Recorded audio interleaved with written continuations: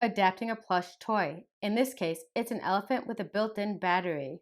Remember, if you like what you see, hit the subscribe button. Also, to get more information about this adaptation as well as some other cool ideas, check out my website at playenabled.com. So what you're going to need. You're going to need the toy, a soldering iron with a way to clean it and some solder, helping hands, wires, wire strippers, heat shrink tube with fire so that you can shrink that down, a 3.5 millimeter jack, a seam ripper, a needle and thread, and there's two additional things I like to add, which are a zip tie and electrical tape. The first thing that you're going to want to do is always test the toy. It seems like common sense, but tons of people forget this. There's nothing more annoying than adapting a toy, it not working, and you don't know if the toy is broken from the start.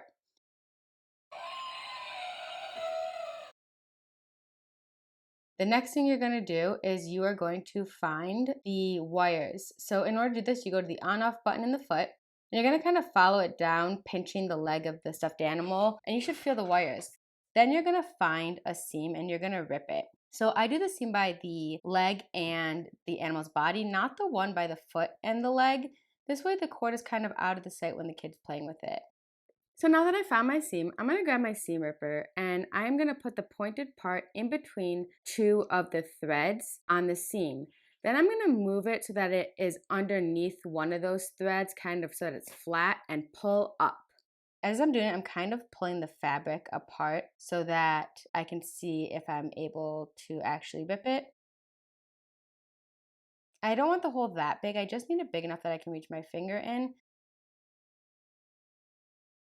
So now I'm going to fish the wires out of the stuffed animal. I want to pull them enough so that I can work with the wires, but not too much that I completely pull out the button or the switch in the animal's foot.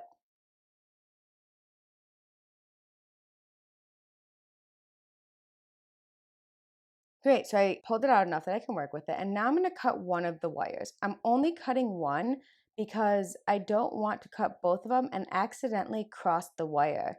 If I cut both of them, I might switch which wire goes with what, and the circuit won't be complete, so the toy won't work. I'm going to strip each side of this wire. Usually I find with these toys, it's the largest gauge, so I'm going to start with 22. Something important to note is that when I cut the wire, I broke the circuit. So now the toy is no longer going to work. I need to reconnect the circuit in order for the toy to work, and I do that by twisting the wires together. So when I twist the wires together, the metal pieces are touching and the circuit is working and the toy will turn on. So now I'm going to twist them. Now I'm going to strip the wires on the jack. I don't show in this video how to make this jack, but I have another video that I show how to do this, so check that out. I'll put the link in the description below.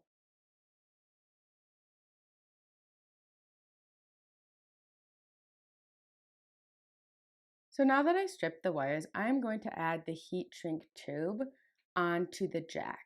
The reason I'm doing the jack is because it's longer, so there's more space to push the heat shrink tube down. In order to do this, I'm actually going to twist the edge of it because it makes it a little easier to get the heat shrink tube on the wire. So now I'm going to attach the jack to the toy. What I'm going to do is I'm going to kind of spread out the wires on both and try to kind of interlace them. This is really hard. I still struggle with this, as you can see. If you can't do this, that's fine. What you can do is just twist both of the wires together by twisting the strands of each wire together and then just doing a regular twist.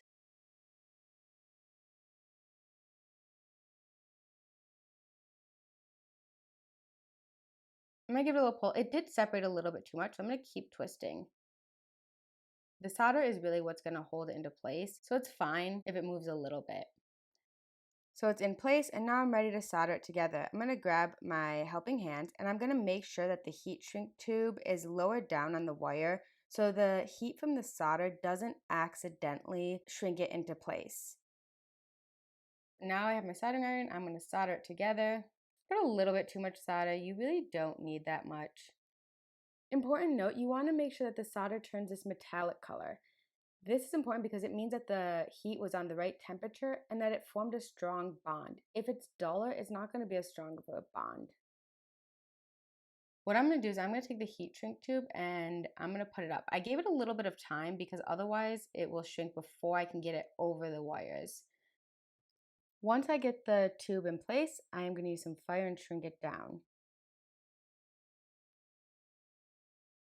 Then what I'm going to do is I'm going to prepare and attach a second wire. So I start by cutting it and stripping each side of that wire.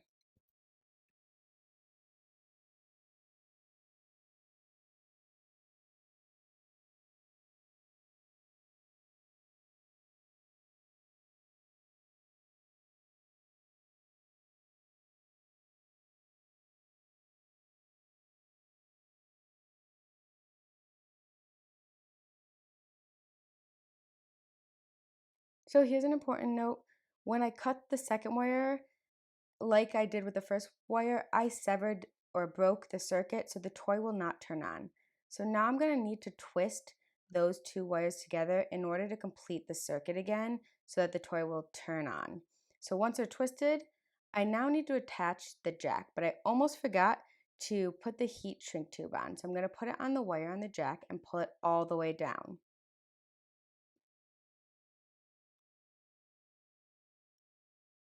Once it's down, I'm going to spread the strands of the wires out in order to try to interlace them again. This will be much harder this time because you don't have as much movement as you did with the first one because it's already attached to the toy. So you're more limited on how you can twist it and move it. This is much harder. Again, if you can't do this, you can just twist the wires together without spreading them apart. So now I'm twisting them together. Again, I am struggling. It is very difficult. So don't worry if you can't. Again, I'm struggling. It is very difficult. So now I think it's together. Nope, I need a little bit more twisting.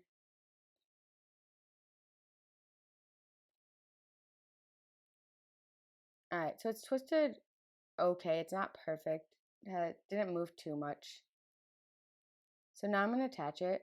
I'm going to put the wires of the jack onto my helping hands, grab my solder and my soldering iron to attach it. You need to be careful here that you don't accidentally burn or drop solder onto the stuffed animal.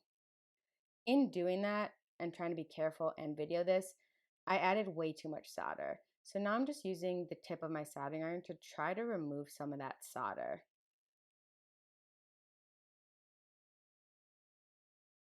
So it's attached, it's shiny, but there's an issue. There's still a glob of solder.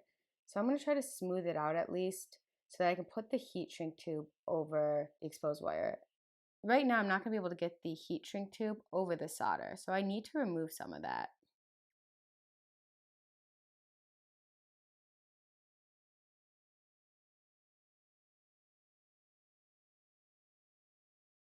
It's hot, you shouldn't do that, but I'm going to use my soldering iron again, try to straighten it out.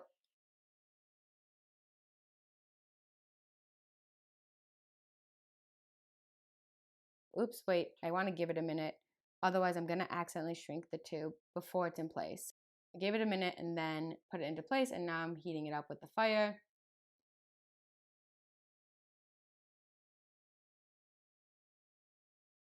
Okay, so this is optional, but I recommend it. You're going to wrap the wires together with electrical tape. It's just an extra level of protection. Also recommended is adding a zip tie. So adding the zip tie secures it into place a little bit better and it's less likely to be pulled out of the stuffed animal. I've definitely sometimes put some glue and then glued the animals shut.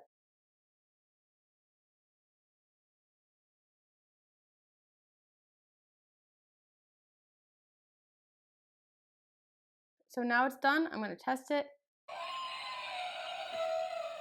The last thing I need to do is I need to sew up where the female jack comes out of. So those are the steps you would use for adapting a plush toy that has a battery pack on the inside. If you like what you saw and want information on how to adapt other things, including a plush toy that has a battery pack that you can get to, check out my website at playenabled.com.